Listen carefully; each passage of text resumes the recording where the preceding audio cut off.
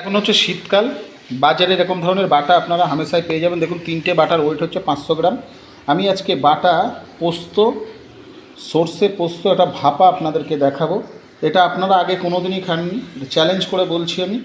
আপনারা এইভাবে একবার বাড়িতে তৈরি করবেন, করে আমাকে কমেন্টে লিখবেন কেমন খেলেন। ঠিক আছে, চলুন এবার রেসিপিটা আমি শুরু করছি। 3টে বাটা মাছ আমি ভালো করে কেটে পরিষ্কার করে ধুয়ে নিয়েছি। এখানে নিয়েছি একটা মাঝারি সাইজের টমেটো কুচি, এখানে নিয়েছি একটা মিডিয়াম সাইজের পেঁয়াজ কুচিয়ে, এখানে নিয়েছি 4 থেকে 5টা কাঁচা লঙ্কা, আর এখানে আমি মশলায় ব্যবহার করেছি 7 থেকে 8 কোয়া মিডিয়াম সাইজের রসুন, একটুখানি সাদা সর্ষে, পোস্ত, হালকা একটু জিরের গুঁড়ো, আর এখানে নিয়েছি ধনে পাতা কুচিয়ে। চলুন এবার এই মশলাটাকে আমি পেস্ট করে নিই, করে আমি এই মাছে কীভাবে মাখাচ্ছি পুরোটিটা স্টেপ ফলো করবেন। চলুন মশলাটাকে পেস্ট করে নিই। অবশ্যই কমেন্টে লিখবেন কেমন খেলেন। করে নিয়েছি, নেওয়ার পরে এবার দেখুন মাছটাকে ম্যারিনেট করে রাখার জন্য এখানে দেখুন 3টে মাছের উপর একটু কাশ্মীরি লঙ্কার গুঁড়ো দিয়েছি, আর এখানে হালকা করে দিচ্ছি একটু লেবুর রস। আমি এখান থেকে হালকা করে মাছ 3টের উপরে দিলাম। এবারে দিচ্ছি দেখুন হালকা করে একটু দিলাম হলুদ, অল্প অল্প কিন্তু, হালকা করে একটু আমি লবণ দিয়ে দিলাম। আমি এখানে সর্ষে পোস্ত যেটা আমি পেস্ট করে রেখেছিলাম, সেই সর্ষে পোস্ত, পেঁয়াজ, আদা, রসুন আমি এখানে একটু 1 চামচ দিয়ে দিলাম। হালকা করে দিচ্ছি আমি একটু সর্ষের তেল, হালকা করে আমি দিচ্ছি একটু সর্ষের তেল। দেখুন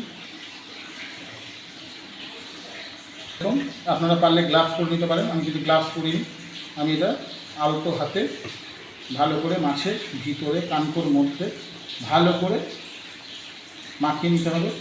দেখুন এইভাবে সুন্দর করে আপনারা ম্যারিনেটটা করে নেবেন। ঠিক আছে, এইভাবে আমি যে মাখালাম এইভাবে একদম কানকোর মধ্যে কীভাবে দেখিয়েছি প্রতিটা স্টেপ কিন্তু ফলো করবেন, আর দুর্দান্ত টেস্ট। আপনি মাংস ছেড়ে এটা খাবেন।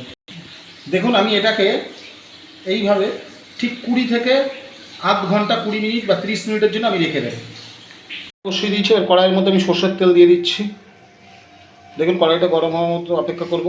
দেখুন সামান্য 10 গ্রাম মতো আমি এতে তেল দিলাম, বেশি তেল ইউজ করা যাবে না, কিন্তু আপনার 10 থেকে 15 গ্রাম তেল এখানে ইউজ করবেন, এর বেশি দেবেন না। তাও সর্ষের তেল দেবেন, সাদা তেল দেবেন না, সর্ষের তেল। আর যদি মনে করেন সাদা তেল দিতে পারেন, সাদা তেলের টেস্টটা কম হবে।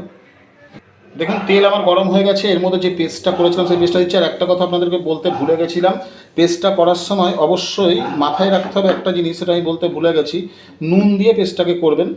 নুন না দিলে কিন্তু পোস্ত কালো হয়ে যাবে। বেশি ভাজার দরকার নেই, হালকা করে কোনো রকম নেড়ে ছেড়ে নিয়ে আমি পুরো গ্যাসের ফ্লেমটা লো করে দিলাম। দেওয়ার পরে এতে দেবো হলুদ, নুন, দেখুন স্বাদ অনুযায়ী লবণ, আর হলুদটা আমি এখানে মিক্স করে দিলাম। আর কিন্তু কোনো মশলা আমার এখানে লাগবে না। আমি হলুদটাকে ভালো করে কিছু সময় মিক্স করে নিচ্ছি। বারবার বলছি বেশি ভাজলে কিন্তু চলবে না, যার জন্য লো রয়েছে, একদম লো করা রয়েছে। আর আমি এখানে এবারে ব্যবহার করছি হচ্ছে আমার এই টমেটো কুচি আর কাঁচা লঙ্কা চেরাটা। আমি সামান্য টমেটো কুচি আর কাঁচা লঙ্কা চেরাটা আমি এখানে ব্যবহার করলাম। এবার একটু হাই করে দেব, 1 মিনিটের জন্য আমি হাই করে দিলাম গ্যাসের ফ্লেমটাকে। দেখুন 1 মিনিট হয়ে গেছে। 1 মিনিটের পরে আমি এখানে এবারে ভালো করে আমি এখানে একটু জল দিয়ে দিলাম। আমার যতটা পরিমাণে জলের দরকার আমি সেই জলটা, আমি পোস্ত ধোয়া এটা জলটা দিয়ে দিচ্ছি, জলটা ব্যবহার করছি। দেখুন আমার ফোটা শুরু হয়ে গেছে। শুরু হয়ে যাওয়ার পরে আমার যে ম্যারিনেট করা মাছটা আধা ঘন্টা রেখে দিয়েছিলাম, সেই মাছটাকে আমি একে একে ধরে আমি এর মধ্যে তুলে দিচ্ছি। আর প্লেটে যেটা লেগে আছে সেটা কিন্তু অবশ্যই ধুয়ে ওখানে দিয়ে দেবেন। দেখুন আমি 3টে মাছ আস্তে আস্তে এর মধ্যে দিয়ে দিচ্ছি। 3টে মাছকেই আমি দিয়ে দিলাম। আর প্লেটে যেটা অবশিষ্ট রয়ে গেছে এটাকে কিন্তু আমি ভালো করে ওই গ্রেভি তুলে ধুয়ে দিয়ে দিচ্ছি। এটা দেখানো দরকার নেই, আমি সব বলে দিলাম। দেখুন এবারে কত সুন্দর ফোটা শুরু করেছে। আমি এখানে 10 থেকে 15 মিনিটের জন্য থালাটা চাপা দিয়ে দিলাম। 10 মিনিট পরে ফিরে আসছি। আমি কিন্তু এর আগে দুবার তুলে আমি কিন্তু এমনি নাড়িয়ে দিয়েছি। কীভাবে নাড়িয়েছি সেই জিনিসটাকেও আপনাদের বলবো, দেখুন আমি ঢাকনাটা খুলে নিলাম। খুলে নেওয়ার পরে নাড়ানোর যে ক্যাপাসিটিটা আমি বলে দিচ্ছি, নাড়াতে হবে ওটাই পুরো বলে দিচ্ছি। এখানে এরকম সাঁড়াশি দিয়ে ধরবেন, ধরে এইভাবে নিয়ে, নাহলে কিন্তু মাছটা ভেঙে যাবে। এইভাবে নাড়িয়ে দিলাম। ঠিক আছে, দেখুন দেখতে একটা অসাধারণ জিনিস হয়েছে, আর দারুণ একটা স্মাইল বেরিয়েছে, খেতেও দারুণ হবে। চলুন এইভাবে 1 মিনিট ফোটাই, তারপরে আরেকটা মশলা আমি ব্যবহার করব। দেখুন 1 মিনিট হয়ে গেছে। এবার আমি ওপর থেকে একটু গরম মশলার গুঁড়ো এখানে দিয়ে দিচ্ছি। পারলে আপনারা গোলমরিচও ব্যবহার করতে পারেন, কিন্তু আমি এখানে একটু গরম মশলার গুঁড়ো দিয়ে দিলাম হালকা করে। দিয়ে এটাকে আবার ঠিক সেমভাবে নাড়িয়ে নিচ্ছি। দেখুন এইভাবে ধরে আমি কিন্তু মাছটাকে ঘাঁটবো না, তাহলে কিন্তু মাছটা আমার ভেঙে দেওয়ার ভয় থাকবে। দেখুন পুরো মিক্স করে দিয়েছি, একদম মিশিয়ে দিয়েছি। এবার মিশিয়ে দেওয়ার পরে আমার এটা একটু ফুটে গেল। ফুটে যাওয়ার পরে আমি গ্যাসের ফ্লেমটা পুরো অফ করে দিলাম, ফুল অফ করে দিলাম আমি। দেওয়ার পরে এখানে ওপর থেকে আমি একটু ধনে পাতা ছড়িয়ে দিচ্ছি, দিয়ে আমি নাড়িয়ে নিয়ে সার্ভ করে নেব। সার্ভ করে আপনাদেরকে দেখাবো। অসাধারণ টেস্ট। অনুরোধ রইল বাড়িতে একবার ট্রাই করবেন।